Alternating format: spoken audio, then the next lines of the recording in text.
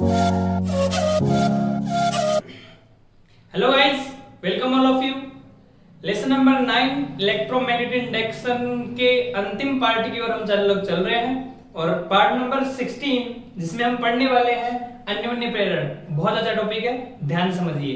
पहले इसको समझते हैं, उसके बाद में इसको हम लिख लेंगे। ओके, तो देखो अन्योन्य, इसके पिछले टॉपिक में हमने पढ़ा था स्व प्रेरण, खुद के कारण प्रेरण। तो उसमें हमारे पास केवल एक कुंडली थी और उसके कारण हमने प्रेरण देख लिया था। आज हम क्या सीखने वाले हैं? आज हम सीखेंगे अन्योन्य प्रेरण। अन्योन्य नाम से स्पष्ट हो रहा है, अन्य के कारण प्रेरण। इसका मतलब हो गया कि यहाँ पे हम लोग कितनी कुंडलियां काम में लेने वाले हैं? 2 कुंडलियां काम में लेंगे और किसी एक कुंडली के कारण दूसरे में विद्युतवाहक बल प्रेरित होता है। उस घटना को कैसे डिफाइन करेंगे? अन्योन्य प्रेरण से। तो एक बार समझते हैं, ठीक है। देखिए, मान लीजिए आपके पास 2 कुंडलियां हैं, ठीक है। कितनी कुंडलियां आपके पास? 2। तो ये लीजिए, एक कुंडली ये है और इस कुंडली का कनेक्शन ना मैंने किससे कर रखा है? बैटरी से और कुंजी से कर रखा है, ठीक है। और ये जो कुंडली है वो कौन सी है? C1 है। इसके पास में एक कुंडली और रखी गई है जिसको मैं C2 नाम ले लेता हूं। और ये लीजिए दूसरी कुंडली आपके पास।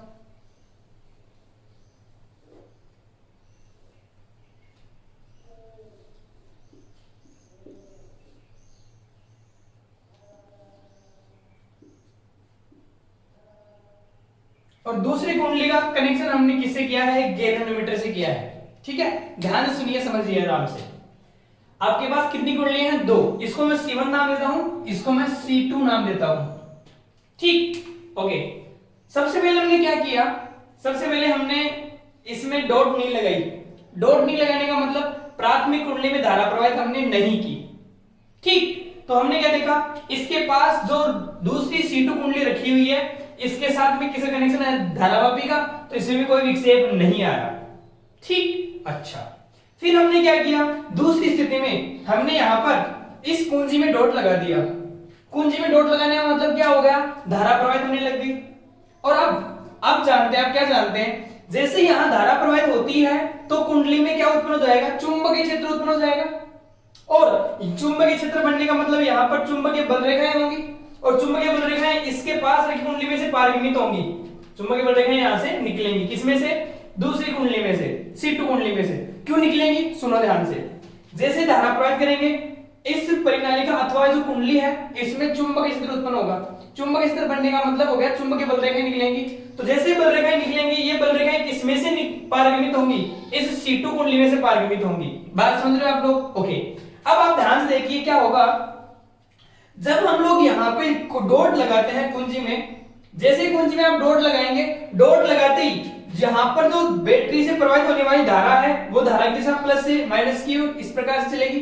ओके, और ये जो धारा है क्या वो एकदम से ही अपना अधिकतम मान की ओर चलेगी? नहीं।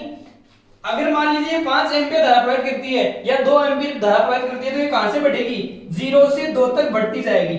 उसके बाद में ये स्टेबल होगी। लेकिन पहले धारा ऐसे तो है नहीं कि अचानक से 2 हो जाएगी, नहीं। 0.2 0.4 0.8 मतलब 0 से कहां तक बढ़ेगी? 2 तक बढ़ेगी। तो आप लोग क्या देख रहे हो? इस जो C1 कुंडली है इसमें जो धारा प्रवाहित हो रही है उसके मान में क्या हो रहा है? परिवर्तन हो रहा है। कब परिवर्तन हो रहा है? जब हमने स्विच कुंजी में लगाया। समझ रहे हो? ओके, जैसे ही हमने कुंजी में स्विच लगाया, यहां पर जो धारा प्रवाहित हो रही है उसके मान में वृद्धि हो रही है। धारा के मान में वृद्धि होने का मतलब धारा के मान में परिवर्तन होना। ओके, जैसे धारा के मान में परिवर्तन होगा, यहां पर जो चुंबकीय क्षेत्र होगा वो समान मान का होगा, परिवर्तित मान का होगा? परिवर्तित मान का होगा, क्योंकि हम जानते हैं चुंबकीय क्षेत्र किस पर निर्भर करता है? धारा पर। अगर धारा कम तो चुंबकीय क्षेत्र कम, धारा ज्यादा तो चुंबकीय क्षेत्र ज्यादा। लेकिन हमने यहाँ पे जो धारा प्रवाहित कर रही है वो कैसी है? परिवर्तित मान की।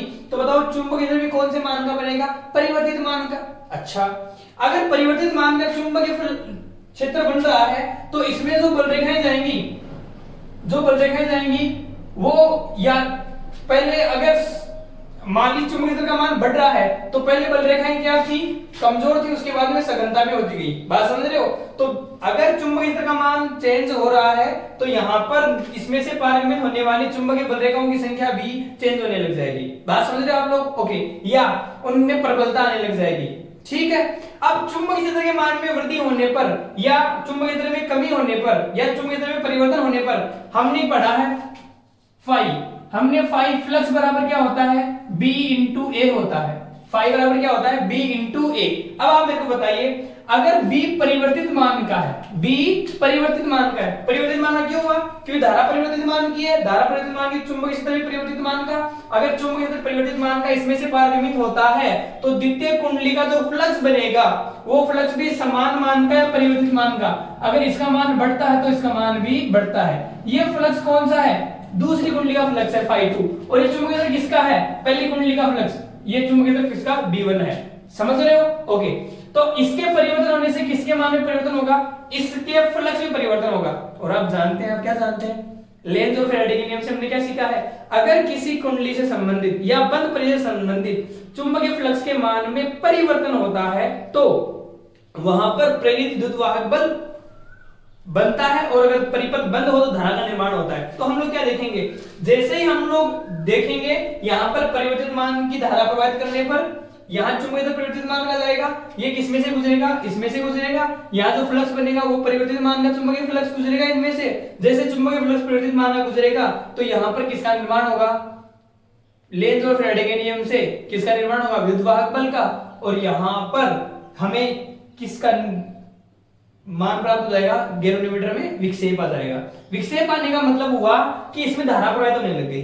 क्या होने लगी, इसमें धारा प्रवाहित होने लग गई। ओके, पहले विक्षेप था नहीं, अब इसमें क्या हो गया, विक्षेप आने लग गया। या तो इस तरफ आएगा या इस तरफ आएगा। ये किस तरफ आएगा हम लोग डिस्कस कर लेंगे। ओके, तो यहां पर क्या आने लग गई, धारा प्रवाहित होने लग गई।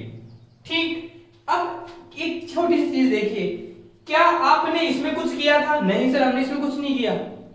क्या आपने इसमें धारा प्रवाहित की, नहीं सर। क्या इसमें आपने बैटरी जोड़ी है, नहीं, कुछ नहीं किया। लेकिन फिर भी इससे जुड़े हुए धारा में क्या आ गया, विक्षेप आ गई, यहाँ पर धारा प्रवाहित हो गई, ये विद्युत वाहक बल जनरेट हुआ है। तो इस घटना को हम क्या कहते हैं, अन्योन्य प्रेरण, अन्य के कारण प्रेरण होना। तो हमने क्या देखा, इस कुंडली में इसके कारण क्या हो गया, विद्युत वाहक बल प्रेरित हुआ है, इसलिए इस घटना को क्या कहते हैं, अन्योन्य प्रेरण कहते हैं। आराम से समझिए क्या किया हमने, जो प्राथमिक कुंडली थी इसमें प्रवाहित होने वाली धारा के मान में हमने क्या किया, परिवर्तन किया। तो यहाँ जो चुंबकीय क्षेत्र इसमें से पारगमित हुआ वो चुंबकीय क्षेत्र परिवर्तित होने के कारण इससे संबंधित फ्लक्स के मान में क्या हुआ, परिवर्तन हुआ। और लेंज और फैराडे के नियम से हम जानते हैं क्या, कि अगर फ्लक्स में परिवर्तन होता है तो विद्युत वाहक बल प्रेरित होता है। इस घटना को हमने यहाँ पर क्या नाम दे दिया है, अन्योन्य प्रेरण नाम दे दिया है। ठीक है, इसकी परिभाषा हम लोग लिख लेते हैं। चलो परिभाषा लिखते हैं।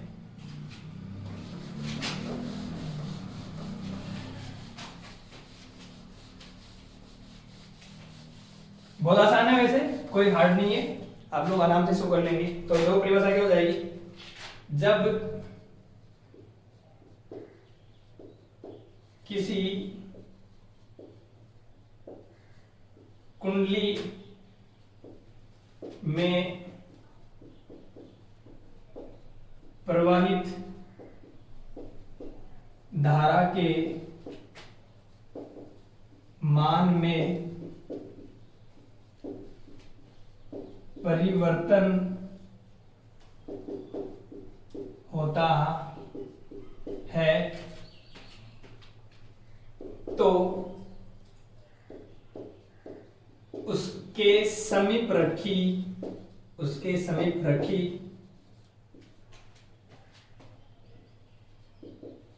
अन्य कुंडली में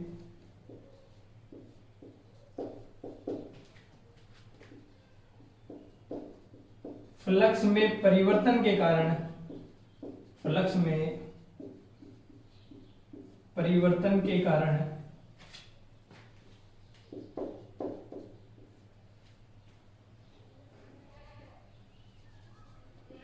विद्युत वाहक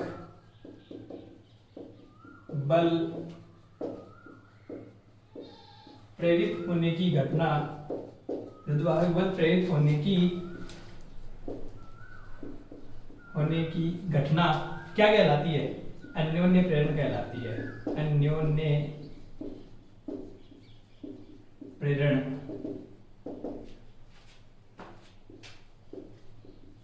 कहलाती है।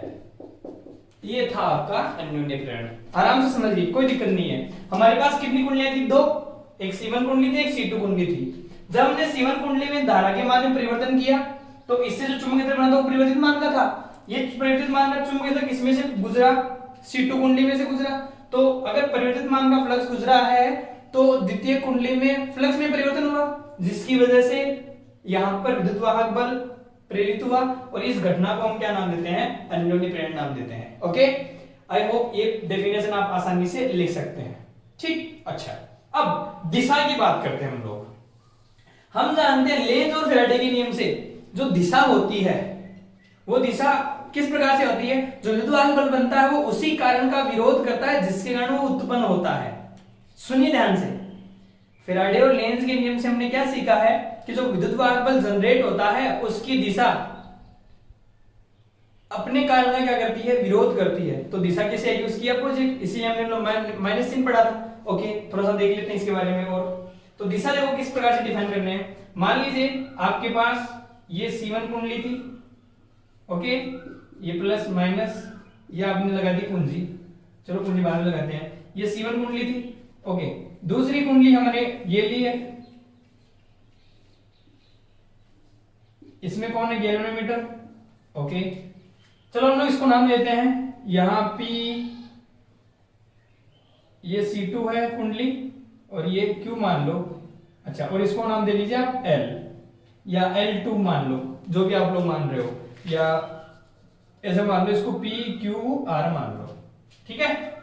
अब आप थोड़ा देखिए, जैसे हम लोग यहाँ पे डॉट लगाएंगे, अच्छा सवाल है, एक नंबर में एग्जाम में पूछा जा सकता है, थोड़ा सा ध्यान से सुनेंगे। यहां पर हमने क्या लगाया, कुंजी में डॉट लगाया, कुंजी में डॉट लगाया, धारा प्रवाहित होगी कुछ इस प्रकार से, ओके। हमें तो केवल वो स्थिति पता लगानी है जहां विद्युत वाहक बल बनता है इस कुंडली में, मतलब प्रेरण की घटना होती है।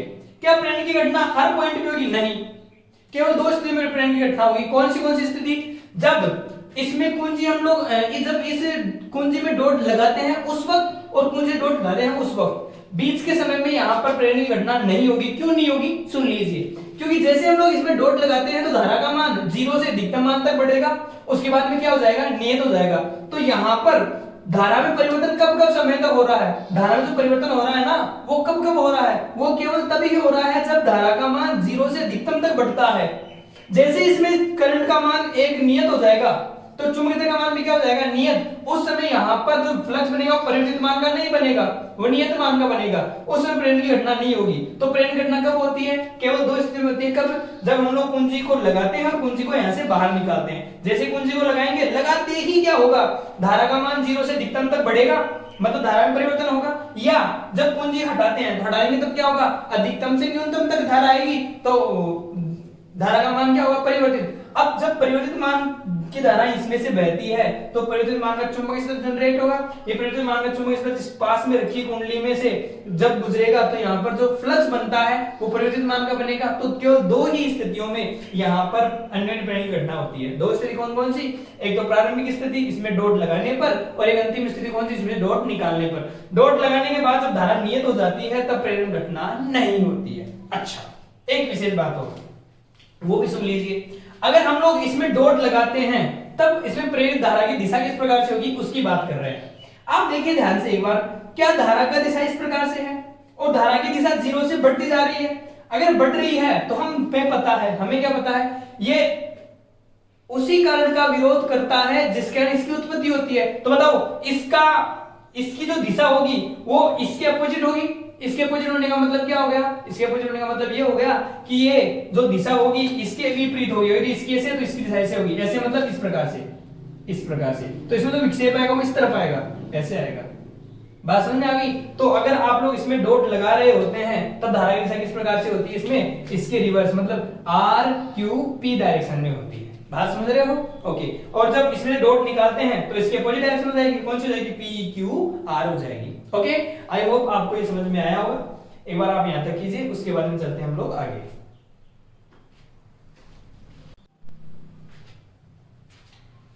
अगला जो हमारा टॉपिक है उसमें हम पढ़ेंगे अन्योन्य प्रेरण गुणांक या अन्योन्य प्रेरकत्व। ठीक है, इससे पिछले वीडियो में हमने पढ़ा था स्वप्रेरण गुणांक या स्वप्रेरकत्व, जिसको हमने L से दिखाया था। किससे दिखाया था हमने, L से। ठीक, हल्का फुल्का सेम आप याद कीजिए, जैसा हमने वहां पढ़ा था वैसा हम लोग यहाँ पढ़ने वाले हैं। याद कीजिए हम लोगों ने क्या देखा था, हमने वहां देखा था कि सर जो फ्लक्स बनता है ना वो किसके समानुपाती होता है, धारा के। ठीक है, तो तो हमने फाई बराबर क्या कर दिया था, एल आई कर दिया था, और एल बराबर क्या कहता था, फाई अपॉन आई। ये कौन था आपके पास, स्वप्रेरकत्व था। ठीक है, ओके। लेकिन आज हम क्या देखेंगे, आज हम देखेंगे अन्योन्य प्रेरकत्व है, किसी दूसरे कण जो प्रेरकत्व उसका मान निकालना है। पहली बात तो हम लोग इसको ना कैपिटल एम से दिखाते हैं, दिखाते हैं एम से। पिछले स्वप्रेरकत्व हमने इसको एल से दिखाया था, आज अन्य प्रेरकत्व किस दिखाएंगे, एम से दिखाएंगे। दूसरी बात, यहां देखो फाई समानुपाती आई। अब आप मेरे को बताइए, हमने देखा कि विद्युत वाहक बल प्रेरित किससे होता है, फ्लक्स में परिवर्तन के कारण से। और किस कुंडली का फ्लक्स में परिवर्तन, द्वितीय कुंडली का फ्लक्स में परिवर्तन। तो बताओ आज हम लोग यहाँ पर फाई काम में लेंगे या फाई टू काम में लेंगे, सर हम लोग फाई टू काम में लेंगे। ठीक, अच्छा।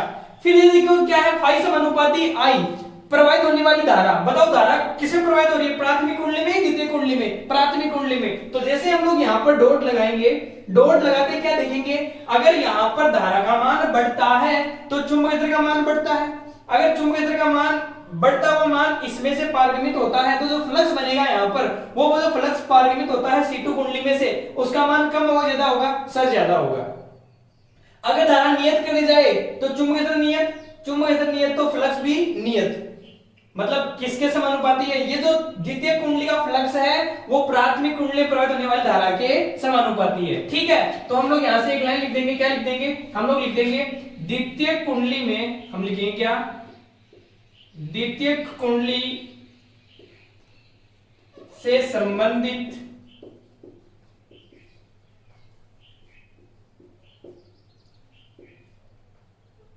चुंबकीय फ्लक्स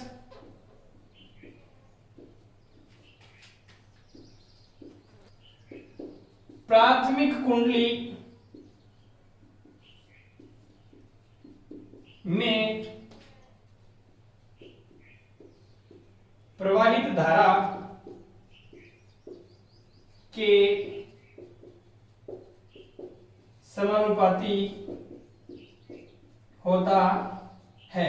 जो द्वितीय कुंडली का फ्लक्स है वो किस पर निर्भर करता है, प्राथमिक कुंडली में बनने वाली धारा पर। इसका मतलब क्या लिखेंगे, हम लोग लिखेंगे फाई टू समानुपाती I1। ठीक है, वही बात प्रोपोर्शनल साइन को उठाएंगे, सेम टू सेम वैसा का वैसा प्रोपोर्शनल साइन को उठाएंगे, m लगाएंगे तो फाई टू बराबर क्या आ जाएगा, फाई टू बराबर आ जाएगा MI1, जहां पर m कौन है, समानुपाती नियतांक है, या m बराबर क्या आ जाएगा, m बराबर आ जाएगा फाई टू अपॉन I1। अब यहां पर लिख लेते हैं m कौन है, जहां m कौन है, m समानुपाती नियतांक है, m कौन है रे, m है समानुपाती नियतांक, जिसे जिसे क्या कहते हैं, जिसे अन्योन्य प्रेरकत्व कहते हैं, जिसे अन्योन्य प्रेरकत्व कहा जाता है, जिसे अन्योन्य प्रेरकत्व कहते हैं। बताओ अन्योन्य प्रेरकत्व की परिभाषा आप बना सकते हो, क्या बन जाएगी, अन्योन्य प्रेरकत्व की परिभाषा बन जाएगी क्या, कि द्वितीय कुंडली से संबंधित चुंबकीय फ्लक्स व प्राथमिक कुंडली में बहने वाली धारा का जो अनुपात होता है वो किसके तुल्य होता है, अन्योन्य प्रेरकत्व के तुल्य होता है। या आप क्या कर सकते हैं, या आप I1 का मान 1 कर दो, ऐसे बोल सकते हैं कि प्राथमिक कुंडली में बहने वाली धारा जब 1 एम्पीयर हो तो द्वितीय कुंडली से संबंधित चुंबकीय फ्लक्स का मान किसके तुल्य होता है, किसके तुल्य होता है, ये अन्योन्य प्रेरकत्व के तुल्य होता है। बात समझ में आ गई, तो आप इसको इस प्रकार से भी डिफाइन कर सकते हैं। आगे अब मात्रा की बात करें तो देखो मात्रा को देखो ध्यान से, यहां कर हमने पढ़ा था L बराबर फाई अपॉन आई, आज हमारे पास आया M बराबर फाई टू अपॉन I1। देखो फाई फ्लक्स है या फाई टू भी फ्लक्स है, नीचे कौन है धारा, धारा वहां भी धारा है, तो ये क्या हो जाएगा, फ्लक्स बटी धारा। अब कल पिछला जो हमने वीडियो पढ़ा था उसमें देखो हमारे पास क्या आया था, फ्लक्स बटा धारा आया था, फ्लक्स का मात्रक वेबर, धारा का मात्रक एम्पियर, तो वेबर पर एम्पियर, उसका मात्रक हमने एक और लिखा था हेनरी, और उसकी विमा भी सेम वैसी की वैसी। तो आप लोग लिख देंगे यहाँ पर क्या लिख देंगे, अन्योन्य प्रेरकत्व व इस स्वप्रेरकत्व की धारा व विमा एक समान होती है। तो आप लोग पिछला जो वीडियो है उसमें देख लेना आराम से, उसका लिंक आपको मिल जाएगा। ओके, तो हम लोग यहाँ पे एक लाइन लिख देंगे, क्या हम लोग लिख देंगे, आप याद कर लेना, क्या अन्योन्य प्रेरकत्व की विमा और इसका जो मात्रक है वो स्वप्रेरकत्व के समान होता है। समझ में आ गई बात आपको। अच्छा, अब एक छोटी सी बात, अगर जो अन्योन्य प्रेरकत्व m है उसके कारण जो विद्युत वाहक बल बनता है उसकी वैल्यू कितनी होगी, तो उसकी वैल्यू की हम लोग बात करते हैं। आपने पढ़ा है, आपने क्या पढ़ा है, लेंज और फेराडे के नियम से। कौन से नियम से, लेंज व फेराडे के नियम से, लेंज व फेराडे के नियम से। आप जानते हैं कि जो विद्युत वाहक बल जनरेट होता है उसका मान होता है E equals to minus D phi by D T. अब आप मेरे को बताइए फ्लक्स में परिवर्तन कौन सी कुंडली में हो रहा है, प्राथमिक कुंडली में, द्वितीय कुंडली में? द्वितीय कुंडली में। तो बताओ वहां पर हम लोग फाई लिखे या फाई टू लिखे? सर हम लोग यहाँ लिखेंगे फाई टू। बात समझ में आ गई आपको? ओके, अब आप देखो ध्यान से, फाई टू की वैल्यू कितनी है? M I one. तो हम लोग लिख सकते हैं, या इसको आप मान लो समीकरण नंबर 1, इसको समीकरण नंबर 1 मान लो, इसको समीकरण नंबर 2 मान लो। तो विद्युत वाहक बल की जो मान आएगा वो E इक्वल टू कितना आ जाएगा? Minus D by D T. और फाई टू की वैल्यू रख दीजिए, कितनी आ जाएगी? M I one. तो ये लीजिए एम आई वन, या E इक्वल टू कितना हो जाएगा? m बाहर आ जाएगा तो माइनस का capital M D I one by D T. तो अगर आपसे कोई पूछे कि अन्योन्य प्रेरकत्व के कारण जो विद्युत वाहक बल बनता है उसकी वैल्यू कितनी आती है, तो उसकी वैल्यू आती है कितनी? Minus M D I one by D T. जबकि स्वप्रेरकत्व जो L था, प्रेरकत्व के कारण जो विद्युत वाहक बल बनता है उसकी वैल्यू आई थी, आप याद करो, E equals to minus L D I by D T. ठीक है, तो आप इन बातों को याद रखेंगे। एक बार आप यहां तक कीजिए, उसके बाद चलते हैं हम लोग आगे। अगला हमारा टॉपिक है दो समाक्षीय परिनालिकाओं के मध्य अन्योन्य प्रेरकत्व। देखो कैसे करते हैं। आपके पास कितनी परिनालिकाएं हैं? 2 है, और समाक्षीय हैं, एक ही अक्ष पर उपस्थित हैं। समाक्षीय मतलब समझ गए होंगे। तो देखो इस प्रकार से है, आपके पास 2 परिनालिकाएं हैं। मैं मानता हूं एक तो ये है इस प्रकार से, और ये इसकी अक्ष है, ठीक है। और एक दूसरी परिनालिका है जो इसी के ऊपर ऐसे बाउंड की गई है, कुछ इस प्रकार से।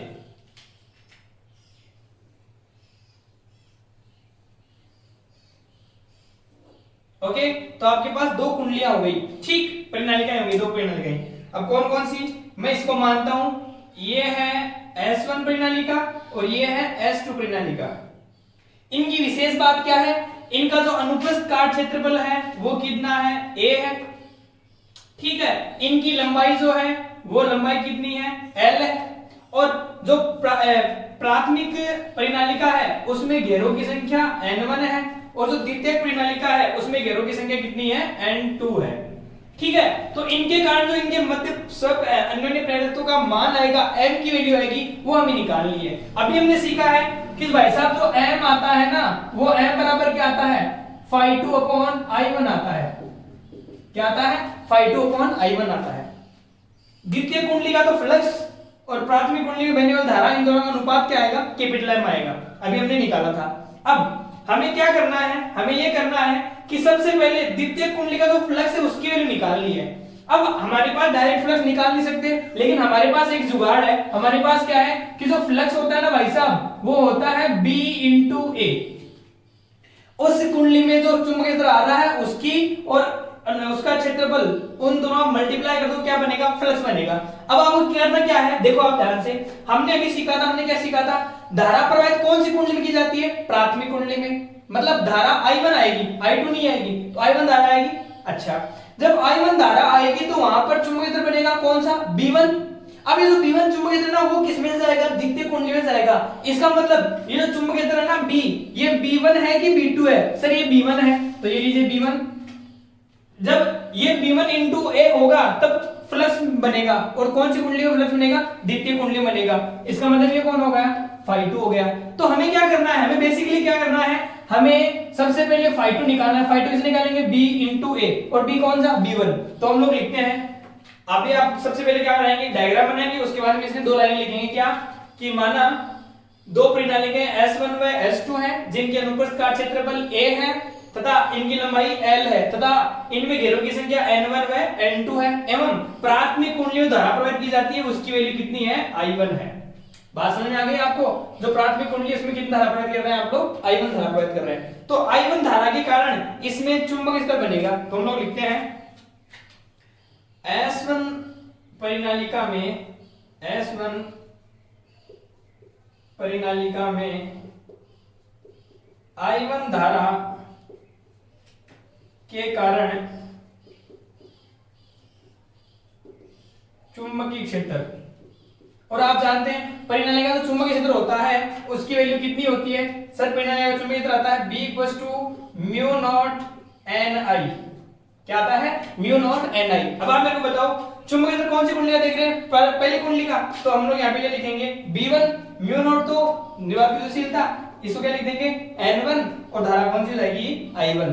आप जानते हैं N1 कौन है, एकांक लंबाई में घेरों की संख्या, बताओ इसमें तो घेरों की संख्या कितनी है N1, तो बताओ क्या हो जाएगा, ये हो जाएगा। और आप जानते हैं स्मॉल n होता है N/L, साइड में लिख दो आप लोग यहाँ पर, स्मॉल n जो होता है वो कौन होता है, कैपिटल N/L होता है। तो क्या मैं स्मॉल n1 की जगह रख दूं N1/L, तो बताओ क्या हो जाएगा B1 इक्वल्स टू हो जाएगा म्यू नॉट, बताओ N1 की जगह क्या N1/L इंटू I1, समीकरण नंबर 1। ये किसका मान आ गया, प्राथमिक कुंडली में जो चुंबकीय क्षेत्र बनता है उसका मान आ गया।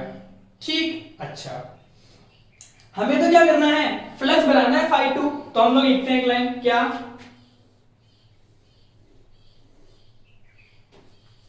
ये प्राथमिक कुंडली का चुंबकीय क्षेत्र किसमें से गुजरेगा, द्वितीय कुंडली में से गुजरेगा, वहां फ्लक्स बनेगा, क्योंकि फाई क्या होता है B इंटू A होता है। तो हम लोग लिखते हैं द्वितीय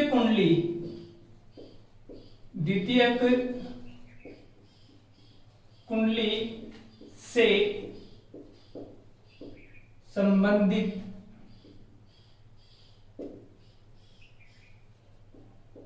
कुल फ्लक्स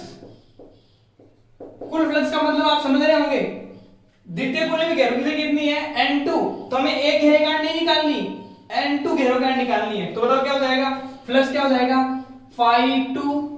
अब बताओ हम एक घेरेगांठ निकाल रहे हैं कि संपूर्ण के निकालने हैं, संपूर्ण के लिए तो जो φ2 आएगा तो एक घेरेगांठ आएगा, लेकिन हम लोग उसको किससे मल्टीप्लाई कर दे, N2 से मल्टीप्लाई कर दे तो कंप्लीट के लिए आ जाएगा। तो हम लोग क्या लिख देंगे, कुल फ्लक्स क्या हो जाएगा N2 φ2 इक्वल्स टू, बोलो क्या हो जाएगा, चलो एक बार हम बाद में लिख लेंगे, N2 तो इधर लिख लेंगे ना, φ2 इक्वल्स टू क्या हो जाएगा N2।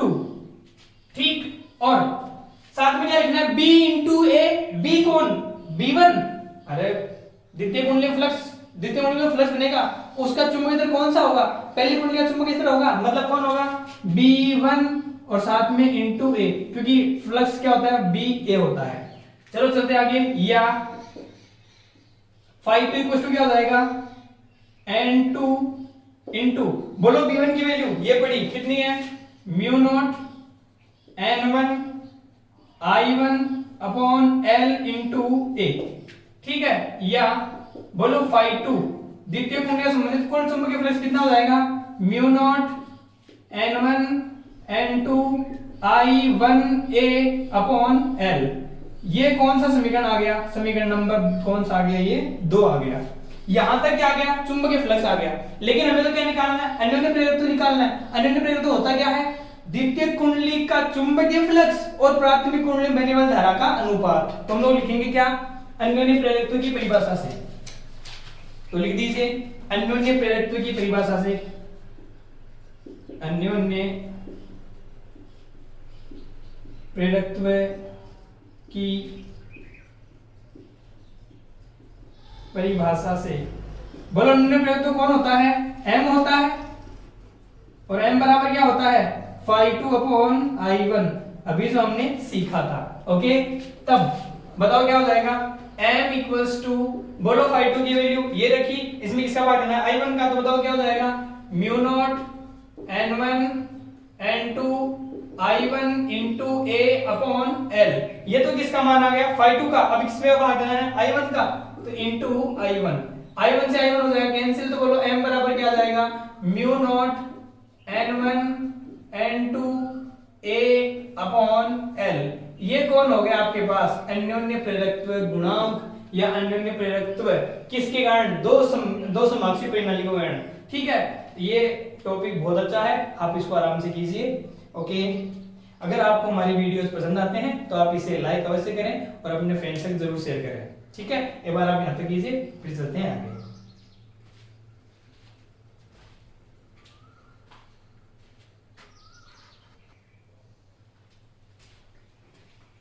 एक एग्जांपल है 9.13 जिसमें क्या दे रखा है, एक कुंडली का स्वप्रेरकत्व 20 हेनरी है, 100 वोल्ट का प्रेरित विद्युत बल उत्पन्न करने के लिए 1 सेकंड में 10 एम्पीयर की धारा का मान घटकर कितना हो जाना चाहिए। देखो बहुत अच्छा क्वेश्चन है, अच्छा क्वेश्चन एग्जाम में आने का इंपॉर्टेंस रखता है। तो आप इसको इंपॉर्टेंट लगा सकते हैं और इसको ध्यान से सोल्व करेंगे। ठीक है, तो सबसे पहले आप गिवन लिख लो। इसमें क्या लिख लीजिए? गिवन। तो ये लीजिए, क्या लिखा मैंने? गिवन। तो सबसे पहले कुंडली का स्व प्रेरकत्व दे रखा है और स्व प्रेरकत्व हम लोग एल से दिखाते हैं। तो एल का मान दे रखा है कैपिटल एल इक्वल्स टू कितना? 20 हेनरी। ओके, आगे देखो क्या है? 100 वोल्ट का प्रेरित विद्युतवाहक बल उत्पन्न करने के लिए कितने वोल्टेज का? 100 वोल्ट का प्रेरित विद्युतवाहक बल, मतलब ई का मान दे रखा है कितना? 100 वोल्ट। अब आगे प्रेरित करने के लिए 1 सेकंड में, मतलब समय का मान दे रखा है अगले में कि जो परिवर्तन हो रहा है धारा में उसका मान दे रखा है। तो dt का मान दे रखा है, आप लोग इसको dt या डेल्टा आई बोल सकते हो। तो डेल्टा आई का डेल्टा t का मान, समय परिवर्तन है कितना? 1 सेकंड में। कितने सेकंड में? 1 सेकंड में 10 एम्पियर की धारा का मान घटकर कितना हो जाना चाहिए? 10 एम्पियर की धारा का मान घटकर कितना हो जाना चाहिए? इसका मतलब ये है कि हमारे पास I1 का मान दे रखा है, हमारे पास I1 का मान दे रखा है कितना? I1 का मान दे रखा है भाई साहब 10 एम्पियर, और अगले ने किसका मान पूछा है? I2 का मान पूछा है। मतलब धारा में परिवर्तन हो रहा है समय के साथ में, तो विद्युतवाहक बल जनरेट होता है। अच्छा, याद कीजिए स्वप्रेरकत्व के कारण जो विद्युतवाहक बल जनरेट होता है उसकी वैल्यू हमारे पास आई थी E - L di/dt आया था। याद है कि नहीं आप लोगों को? ओके, अब आप देखिए ध्यान से, यहां पर क्या है? धारा में परिवर्तन हो रहा है। परिवर्तन होने का मतलब आप लोग क्या लिखते हैं? I2 - I1। परिवर्तन होने वाला मतलब क्या? I2 - I1। तो बताओ क्या हो जाएगा? हम लोग यहां से लिख देंगे D E E कौन है? 100 वोल्टेज। तो ये लीजिए 100 वोल्टेज इक्वल्स टू माइनस, ये लीजिए माइनस L की वैल्यू कितनी? L की वैल्यू है 20 हेनरी। तो ये लीजिए 20। ओके, di/dt, क्या di का मान धारा परिवर्तन होता है? di मतलब डेल्टा आई। तो आप इसको एक नया रूप और दे सकते हैं। आप इसको क्या लिख सकते हैं? माइनस का L, इसको लिखते हैं आप लोग delta I by delta T. अवकलन रूप में ना लिखिए, इसको शॉर्ट रूप में लिख लीजिए। ओके, अब हमें क्या करना है? माइनस का 20 लिख दिया, डेल्टा आई, धारा में परिवर्तन कितना हुआ बताओ? पहले धारा कितनी थी? 10 एम्पियर, बाद में कितनी हो गई? I2। तो हम लोग इसको क्या लिख देंगे? I2 - 10, ठीक है, डिवाइडेड बाई डेल्टा टी। समय अंतराल कितना है? 1 सेकंड। तो लीजिए कितना? 1 सेकंड। और हमें इसका मान निकालना है I2 का। तो बताओ क्या हो जाएगा? ये लीजिए 100 इक्वल्स टू, ये तो 1 है, इसको मल्टीप्लाई कर दो क्या? तो -20I2 और माइनस का माइनस माइनस क्या हो जाएगा? प्लस, और कितना हो जाएगा? ये लीजिए 200। अच्छा, अब इससे 200 को इस तरफ ले आओ तो बताओ क्या हो जाएगा? ये 200 आता है इधर, माइनस का -200, ये 100, तो माइनस का 100 equals to -20I2, minus minus क्या हो जाएगा? प्लस, तो 20I2 इक्वल्स टू कितना हो जाएगा? 100 बटा I2 बराबर क्या हो जाएगा? 100 बटा 20। तो I2 की वैल्यू कितनी हो जाएगी? I2 की वैल्यू हो जाएगी कितनी? 5 एम्पियर। तो मेरे प्यारे बच्चों, जो धारा का मान है वो 10 एम्पियर से घटकर कितना हो जाएगा? वो हो जाएगा 5 एम्पियर। बात समझ में आ गई आपको? ये था बहुत आसान सा क्वेश्चन जो आप लोग आसानी से कर सकते हो। ओके, और एक विशेष बात हम लोग बता दूं मैं, अभी हम लोग कल से एक सीरीज स्टार्ट करने जा रहे हैं। काफी सारे बच्चे बोल रहे हैं इंपॉर्टेंट क्वेश्चन वगैरह इस बार, तो थोड़ा सा आइडिया ये लग गया कि इस बार जो क्वेश्चंस आने वाले हैं वो पिछले जो आपके 5-6 साल की एग्जाम्स हुई उनके आधार पे आने वाले हैं। बात समझ में आप लोगों को? और जो एग्जाम पैटर्न चेंज हुआ उसमें जो क्वेश्चन बचे ना उन्हीं को हम लोगों को सोल्व करना है। तो मैंने काफी टाइम से जो हमारे आरबीएससी ने जो एक पेपर लाइन गाइडलाइन जो जारी की थी उसके आधार पर, प्लस कुछ आसपास के टीचर से कांटेक्ट करके जो बहुत अच्छे लेवल के पेपर बने हैं उनसे मैं आप लोगों को यहाँ पर सोल्व कराने जा रहा हूँ। तो आप प्लीज अपने फ्रेंड्स तक इस बात को अवश्य पहुंचा दें कि हम लोग एक सीरीज स्टार्ट करने जा रहे हैं जिसमें आप लोगों को बोर्ड एग्जाम में जितने मैक्सिमम क्वेश्चन आने के चांसेस है वो सारे हम लोग यहाँ करवा देंगे, ठीक है, विद सॉल्यूशन। ओके, चलो बाकी हम लोग करते हैं अगले लेक्चर में। तब तक के लिए गुड बाय, गुड लक।